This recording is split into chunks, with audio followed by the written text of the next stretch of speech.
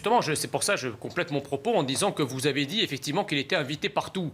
Mais s'il est invité partout, vous dites effectivement, vous analysez, vous dites c'est parce qu'il fait de l'audimat. Mais pourquoi fait-il de l'audimat? Poussez un peu plus loin le raisonnement. Je vous le dis parce qu'il fait parce qu'en fait les autres disent pas le mien, mais il fait un constat qui est partagé par un certain nombre de Français. Les autres disent des choses. Je respecte ça. Attendez, laissez-moi finir. Je respecte qu'il y ait les autres parce qu'on va laisser parler les autres invités également. Disent des choses qui n'intéressent absolument personne et qui emmerdent tout le monde parce que ça fait 40 ans qu'ils les entendent. Ça, c'est vous donc qui avez voilà, décidé que ça quand vous dites quand vous dites que je termine, j'en ai pour une seconde. Rapidement, s'il vous plaît. Quand vous dites qu'Éric Zemmour n'a effectivement rien à proposer, c'est vrai.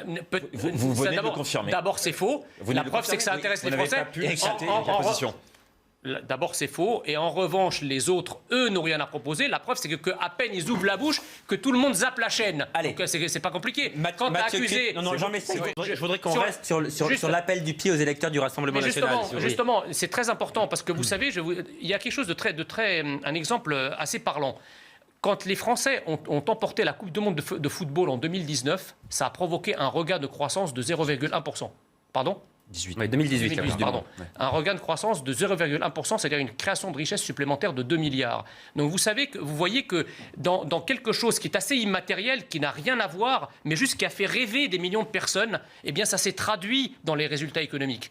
Donc, a fortiori, un président de la République qui est là pour parler de la France, pour parler de sa grandeur, pour lui donner un cap, pour lui donner un souffle, pour lui donner un horizon, ça se traduira par des résultats économiques parce que chacun se sentira fier d'être français et chacun se sentira participant à une aventure collective, nationale. Pas rien à prendre, mais effectivement, le président de la République doit de toute façon être un homme d'une synthèse, quelle qu'elle soit. Sarkozy, par exemple, en 2007, il avait réussi ce pari-là. Il avait eu l'électorat bourgeois et une partie des classes populaires en siphonnant d'ailleurs les voix du Rassemblement national. Donc ça veut dire que ce n'est pas impossible. Mais sauf que Sarkozy a trahi. Donc effectivement, les électeurs, ils ne vont pas être cocufiés 2 fois par les Républicains. C'est pour ça que tout ce que peuvent dire les Républicains aujourd'hui, en fait, personne les écoute. Parce qu'ils ont eu le pouvoir. On ne parlait pas des Républicains, c'est d'ailleurs pas mon parti, on parlait de Zemmour. Non mais justement, ce que je vous dis, c'est que ce qu'attendent les Français... Vous détournez sur... Non, je dis que Nicolas Sarkozy, la synthèse que vous dites que Zemmour est incapable de faire, en réalité, elle a déjà été faite par un Nicolas Sarkozy, ce qui montre que c'est possible. Donc Zemmour ne va pas faire un truc qui n'a jamais été fait dans l'histoire de France. Ça a déjà été fait il y a pas plus tard qu'il y a une quinzaine d'années. Sarkozy a réussi à faire venir à lui la classe ouvrière sur la logique du travail, en parlant de travail, en disant à des gens, vous allez, en travaillant, être récompensés pour votre travail. Et c'est là-dessus que les ouvriers ont rejoint Nicolas Sarkozy. Pas seulement, parce que... Non, les électeurs du Rassemblement national... Attendez, va aller sur un discours populiste. Je ne le pense pas. Les électeurs... Non, d'abord, je pense que ce que vous appelez populiste, le discours de Nicolas Sarkozy l'était, puisque Nicolas Sarkozy, en 2007, populiste, il a réussi à vider de sa substance le Front National à l'époque. Donc c'était populiste, pour le coup. Alors on ne parlait pas de populisme à l'époque. Ce que je veux dire aujourd'hui, c'est que le président de la République, de toute façon, il doit avoir un cap. Il doit avoir un horizon, parce qu'on a trop pris l'habitude que le président de la République, d'ailleurs c'est ça qui ennuie les Français et qui a provoqué une désaffection totale de la politique, c'est qu'on considère que le président de la République, c'est un chef comptable avec une visière, qui est dans des mesurettes, qui est là pour parler du taux de telle taxe qui va diminuer d'1%, de telle autre qui va augmenter de 3%. Les Français en ont marre de ça. Les Français, ils veulent qu'on leur parle de leur pays, de ce qu'ils sont. Parce que si vous ne savez pas qui vous êtes, vous ne savez pas où vous allez. On ne peut pas, tel le renard dans la fable de La Fontaine avec les raisins... Pardonnez-moi, mais qu'est-ce que vous savez des gens que vous croisez dans la rue? Comment d'abord est-ce que vous savez qu'ils ne sont pas français, ces gens-là? Écoutez, je pense que la France forgée par l'histoire, c'est un pays européen, déjà. Donc il y avait effectivement un mélange de populations, je suis d'accord, venus d'Espagne, du Portugal, des pays de l'Est, des pays du Nord, mais c'était une immigration européenne qui, peu ou prou, s'est agrégée au creuset historique national français formé à travers les siècles. Quand vous parcourez déjà aujourd'hui la France, vous avez effectivement, encore une fois, des cultures. Je ne dis pas que vous ne pouvez pas être français et noir ou français et arabe, c'est pas ce que je dis. Je dis simplement que à partir d'un certain nombre, la quantité fait qualité, pour reprendre la fameuse phrase d'Engels. C'est la théorie du grand remplacement, quoi. Voilà, c'est la théorie mais c'est pas une théorie, c'est juste le réel en fait. C'est juste la Seine-Saint-Denis. Pas pour tout le monde. C'est une théorie que vous approuvez peut-être, mais beaucoup encore une fois, beaucoup ne la partagent pas. Je termine, ce n'est pas une théorie quand vous allez en Seine-Saint-Denis. La Seine-Saint-Denis aujourd'hui, la population qui vit en Seine-Saint-Denis, qui vit dans la périphérie des grandes villes, c'est pas la même que celle qui vivait il y a 50 ans en France. C'est juste visuel en fait. La France est-elle en danger de mort? Je sais que vous allez me répondre oui. Alors je vous demande directement ce que ça veut dire pour vous. Comment ça se traduit concrètement? Pour moi, ces mots prennent évidemment un relief particulier parce que, si vous voulez, moi, je ne suis pas d'extraction française. Et effectivement, la France dans laquelle je suis arrivé en 78, à laquelle je me suis assimilé, ne ressemble plus du tout à ce qu'est la France aujourd'hui. Alors, en fait, tout le monde fait ce constat. La différence, c'est que vous en avez certains qui s'en réjouissent, qui même veulent accélérer le processus, comme c'est le cas de l'extrême gauche qui parle de créolisation, de nécessité de mélange, etc., comme si c'était une fin en soi. C'est Jean-Luc Mélenchon qui utilise ce terme, oui. Voilà, donc comme si c'était une fin en soi, comme si l'hétérogénéité, le fait que la France finalement soit mélangée, soit une sorte de salmigondis culturel, c'était une fin en soi, et d'autres le regrettent. D'autres veulent simplement que la France reste ce qu'elle est, en admettant que la France a une identité nationale qui a été forgée par l'histoire, a une identité européenne. Voilà. Et donc moi, j'estime effectivement qu'aujourd'hui, la France, alors c'est impensif de dire que la France n'est plus ce qu'elle était il y a 40 ans. Bien sûr qu'elle est plus ce qu'elle était. Mais ce n'est pas simplement, je dirais, un changement de degré. Parce qu'évidemment, depuis, il y a eu des progrès, il y a eu l'apparition d'Internet, etc. C'était vraiment un changement de nature. C'est par moment, quand vous circulez, par exemple, le Paris d'aujourd'hui, c'est plus du tout le Paris des années 80. On a l'impression de vivre dans un autre pays, en fait. C'est un autre pays avec d'autres populations, d'autres visages, d'autres coutumes, d'autres cultures qui s'installent, d'autres modes de vie sur des territoires, des pans de territoires de plus en plus larges. Et donc, effectivement, on ne peut pas, si vous voulez, faire comme font un certain nombre de médias et les opposants politiques, on ne peut pas pratiquer une sorte de dissonance cognitive. Ça m'intéresse votre position là-dessus. Qu'est-ce que vous préférez? Moins de droits pour les citoyens ou plus de moyens pour les policiers? Là, en l'occurrence, je ne vois pas en quoi le fait d'élargir un trafiquant de drogue qu'on a mis des mois à faire tomber, en quoi ça protège les citoyens. Vous savez qu'en droit, il est présumé innocent, votre trafiquant de drogue. Vous êtes en train de condamner médiatiquement une personne qui n'a pas été condamnée par la justice. C'est intéressant, votre vision du droit. Là, il n'est plus présumé, il sera innocent tout le temps puisqu'il ne sera jamais jugé. Donc vous êtes un juge du tribunal médiatique. Allez, Mathieu Couy, invraisemblable. Nicolas Corato a raison, mais il y a quand même quelque chose qu'il faut regarder, c'est que les dealers ont quand même réussi avec leurs avocats à se faire spécialistes de trouver quelles étaient les failles de la procédure pour sortir du cadre habituel. Et ça, c'est quand même un vrai problème. Et on revient dans le manque de moyens évidemment donnés à nos policiers qui ont un travail extrêmement complexe, très, très compliqué à mener et qui auraient besoin évidemment, et l'idée de greffier attitré est bien meilleure pour assurer que la procédure soit évidemment menée dans le cadre du Code de procédure pénale. C'est ça la question, en l'occurrence, qui est posée. Est-ce que les délinquants ne profitent pas parfois des failles de notre système, mais profitent de ces failles pour en tirer une sorte de bénéfice personnel? Je ne sais pas qui veut répondre à cette question, mais... C'est pour ça que je vous parlais d'équilibre. Je trouve, si vous voulez, pour répondre à votre question, je trouve qu'on est quand même dans un état aujourd'hui assez invraisemblable. C'est-à-dire que lorsque les policiers essayent de faire leur travail, on a tous vu le film Bac Nord, on a beaucoup parlé du reflet que donnait ce film des quartiers, de la violence, des trafics, etc. qui régnaient. Mais en fait, on a très peu parlé de ces policiers dans ce film qui essayent de faire leur boulot dans un contexte où ils sont très restreints sur les moyens. Ces trois policiers qui ont fait leur boulot, qui ont fait tomber tout un réseau, parce que je rappelle que cette histoire est tirée d'une histoire vraie, qu'est-ce qui leur arrive? L'État a été infoutu d'aller désarmer les voyous qui leur pointent des armes lourdes dessus quand ils rentrent dans les quartiers. Par contre, il a su s'exciter sur 3 flics qui ont fait tomber un réseau pour les mettre, eux, au gnouf. Mais on est chez les fous. Et c'est exactement pareil là. On met des moyens pour arrêter un réseau. Qu'est-ce que trouve à dire la justice? Ils ont violé un parking. Éric Schall vous répond. La question qui est posée avec cette affaire, la question est la suivante. Est-ce que l'état de droit actuel est toujours adapté à la société d'aujourd'hui? Ce qui reflète le mieux l'état de droit, c'est l'état du droit. Et l'état du droit aujourd'hui, c'est effectivement, du point de vue théorique, un droit complexe et complet, ce qui est une bonne chose. Il vaut mieux un droit complexe et complet qu'un droit simple et incomplet, mais encore faut-il que derrière, il y a un vrai travail, donc de vrais moyens pour appliquer cette complexité. Et en tout état de cause, il est absolument scandaleux qu'une histoire de corne-cul qui ne change rien sur le fond du dossier servent de prétexte à élargir un trafiquant mettant à bas des jours, peut-être des semaines, voire des mois de travail des policiers. On a vraiment l'impression que dans une certaine magistrature, on prend tous les prétextes possibles finalement pour dévitaliser, je dirais, la culpabilité des gens qui leur sont déférés. Mais là, les magistrats, pardon, mais n'ont fait qu'appliquer le droit, précisément. Non, mais d'accord, mais attendez, non, d'abord, les magistrats ne font pas qu'appliquer le droit. Vous savez très bien que les magistrats ont aussi une latitude dans l'interprétation du droit. D'ailleurs, ils ne s'en privent pas, surtout quand il s'agit effectivement d'élargir un certain nombre de crapules, n'est-ce pas? Mais je dirais que les magistrats peuvent aussi interpréter le droit de manière restrictive.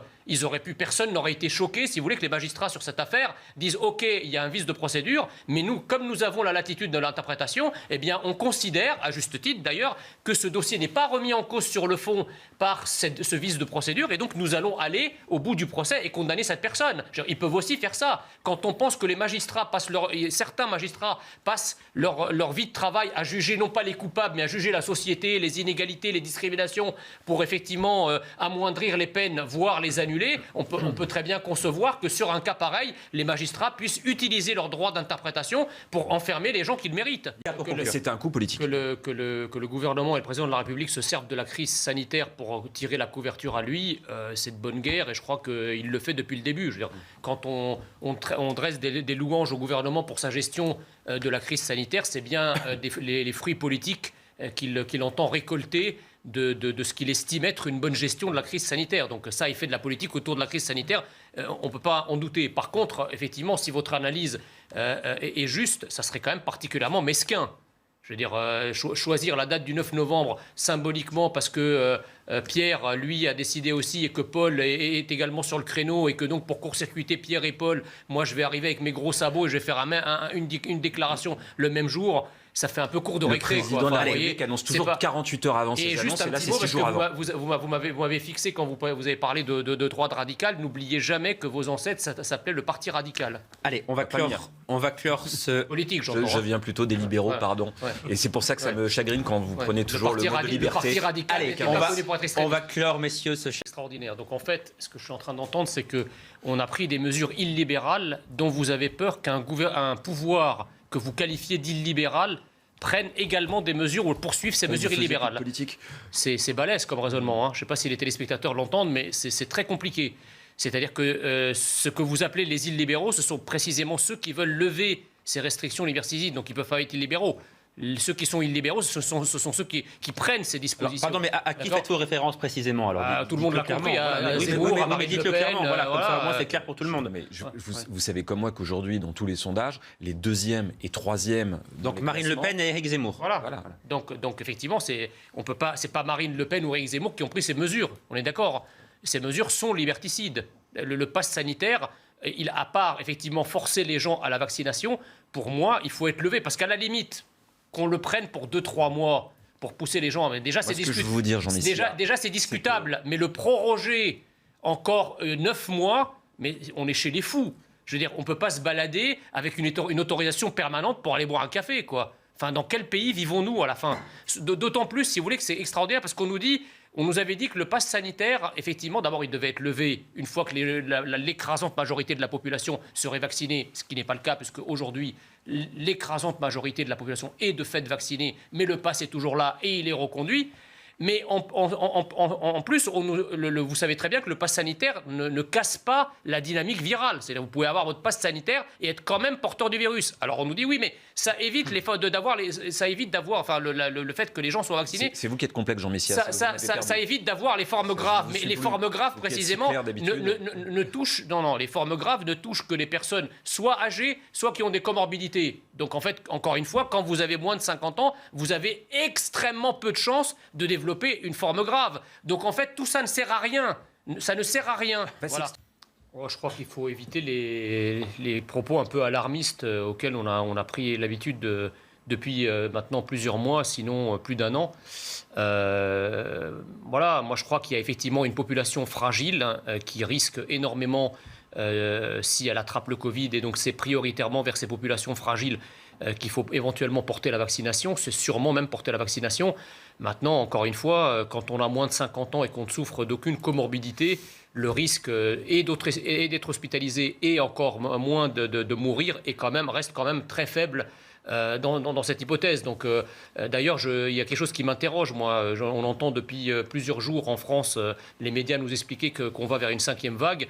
Je ne comprends pas comment on peut aller vers une 5e vague. Alors les médias et certains professeurs éminents. Certains professeurs, oui, bien sûr, mais les médias informent les Français de ce que racontent les médecins. Je ne vois pas comment on peut aller vers une 5e vague alors qu'on a 85% de vaccinés, puisqu'on nous avait expliqué qu'en ayant atteint une sorte d'immunité collective par une massification de la vaccination, on n'aurait plus de vagues. Donc là, on nous a dit que vacciner massivement, ça diminuait le risque de cas graves. Voilà ce que les médecins ont dit. Ah, d'accord, donc il ne faut pas parler de vagues alors. Ce chapitre. Écoutez, moi j'ai vu défiler sur les plateaux de télé des gens qui étaient adversaires d'Éric Raoult, à commencer par Didier Raoult. De Didier, décidément, vous me l'avez mis en tête. De Didier Raoult, j'ai vu défiler ses opposants scientifiques, ceux qui n'étaient pas d'accord avec lui, ceux qui discutaient ses positions, je les ai vus défiler sur les plateaux télé comme tous les Français, les membres du conseil scientifique et au-delà, et personne n'a parlé de politique, donc je ne vois pas pourquoi dans un cas, lorsque quelqu'un s'oppose, ça devient politique, et lorsque quelqu'un va dans le sens du vent, là ça devient scientifique. Soit c'est scientifique pour tout le monde, soit c'est politique pour tout le monde. J'ajoute que Didier Raoult, en tout cas son hydroxychloroquine, n'a pas fait autant de morts, si vous voulez, que les morts infinitissimaux des vaccins, par exemple. On ne peut pas comparer les deux. Bah si, quand même. Je veux dire, il y a eu des morts des vaccins quand même. Il y a eu des effets secondaires graves, etc. Enfin, par rapport au bien fondé du vaccin aujourd'hui. Par rapport aux bénéfices, on ne va pas remettre en cause et refaire ce débat encore. Le bénéfice du vaccin est incontestable. Non, je ne dis pas cela. Attendez, ne me faites pas dire ce que j'ai pas dit. Je dis simplement qu'effectivement, le vaccin a des effets secondaires sur certaines personnes. Il a eu des conséquences graves sur certaines personnes. Et pourtant, on n'a pas traduit ses responsables devant le conseil disciplinaire. Alors que Didier Raoult, les remèdes qu'il a peut-être essayé ou tenté n'ont tué personne et n'ont fait de mal à personne. Donc il faut arrêter aussi. Il est quand même le symbole, à mon sens, comme une forme de populisme médical. Vraiment, voilà, c'est ça qui gêne. Pas vraiment, mais en même temps, un véritable charlatan, c'est quand même compliqué quand on a le CV qu'il a. Je veux dire, c'est quand même un professeur mondialement reconnu avec une liste de publications et de directions de recherche qui fait presque la taille d'un bottin. Donc, faut arrêter de jeter comme ça des accusations et des anathèmes sur les gens. Il y a eu une époque, effectivement, où on a procédé dans l'urgence, puisque le président de la République lui-même a parlé de guerre. En cas de guerre, bien sûr, toutes les procédures et toutes les démarches habituelles, en tout cas de droit commun, sautent. Et effectivement, on cherche, tout le monde cherche, chacun à sa façon, un moyen de guérir, comme d'ailleurs ça s'est passé également pour les vaccins, on a cherché, etc. Donc on ne peut pas faire ce procès à Didier Raoult. Maintenant, effectivement, que Didier Raoult ait porté une voix un peu discordante, qu'il a porté le doute, mais je rappelle quand même que le doute est à la base de la science. Donc celui qui porte le doute, il ne peut pas quand même être soupçonné de charlatanisme, où on ne peut pas lui faire de procès en sorcellerie, si vous voulez. Il faut arrêter. On a l'impression que c'est un système qui défend une idée, une seule idée fixe, qui est la vaccination, mais on ne parle jamais de remède, on ne parle jamais des autres possibilités. Alors je ne sais pas si Didier Raoult a trouvé la parade, mais en tout cas, on ne peut pas lui reprocher d'avoir essayé de le faire à un moment où on ne savait rien sur ce virus. Mathieu Cuyp, le fait